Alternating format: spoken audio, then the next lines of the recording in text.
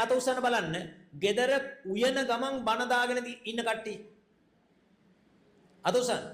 උයන ගමන් බණ දාගෙන ඉන්න කට්ටිය. අත පාත් දාන්න. නිදා ගන්න ගිහිල්ලා නිින්ද යනකම් බණ දාගෙන ඉන්න කට්ටිය අත උස්සන්න බලන්න.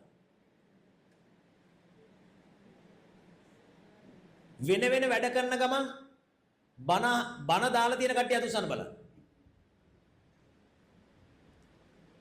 එහෙම හොඳයිද? එහෙම හොඳයිද? සඳුන් පුතා නැගිටින්. මොකද කියන්නේ? එහෙම හොඳයිද නරකයිද?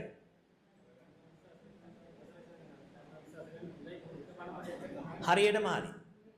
ආගන්න. එහෙම දාලා තියෙන එක හොඳ නෑ කියලා කවුරුවත් කියන්න එපා. හේතුව මොකද්ද? අම්මා මෙහන් බණ දාලා තියෙනකොට අකුසලයට යන හිත ඒ වෙලාවේ එක බණ පදයකින් හරි මොකද වෙන්නේ? කුසලයට හැරෙනවනේ. හැබැයි ඒක 100% හොඳ ක්‍රමෙත් නෙමෙයි. හැබැයි අපේ අම්මලාගේ හිත අපි රාගයෙන් වෙලි මොකක් හරි සින්දුවක් ගැන හිතා ද්වේෂයෙන් වෙලි gedara මිනිහට දරුවන්ට බැන නේ ලූණු කපනොත් දෙහිත් කපනවා. කටමං කියලා. හරිද? නේද? පලා කපනොත් දෙහිත් කපනවා. දැන් එතකොට ඒක නැති වෙනවනේ. අර බණ ටික ඇහෙනකොට නිවෙනවනේ. අනේ අම්මා සාදු සමහර හාමුදුරුවෝ ඕවට බනිනවා. ඒක වැරදි. ඔයාට බණ ටික අහගෙන නිදා ගන්න ගියත් කමක් නැහැ. පිරිත් අහගෙන නිදා ගන්න ගියත් කමක් නැහැ. ඇයි? කවුරුත් අම්මා බණට අගෞරව කරන්න ඕක දැම්මේ නෑනේ. මොකද්ද? ඔයාට නිින්ද යනකම් හරි බණපද දෙකක් හරි ඇහෙනවනේ.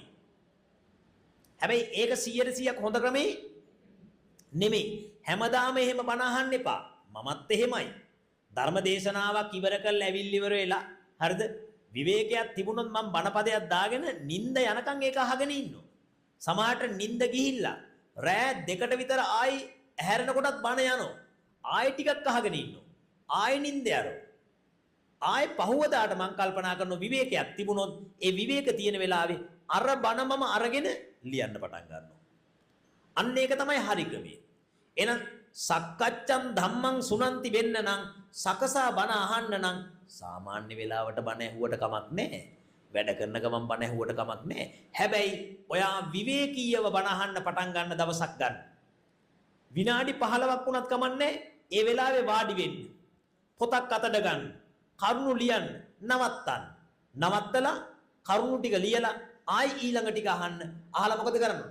අඩුම ගානේ අම්මා ඒ කරුණු ටික විතරක් ලියාගෙන ඉවර වෙලා බණ නවත්තන්න.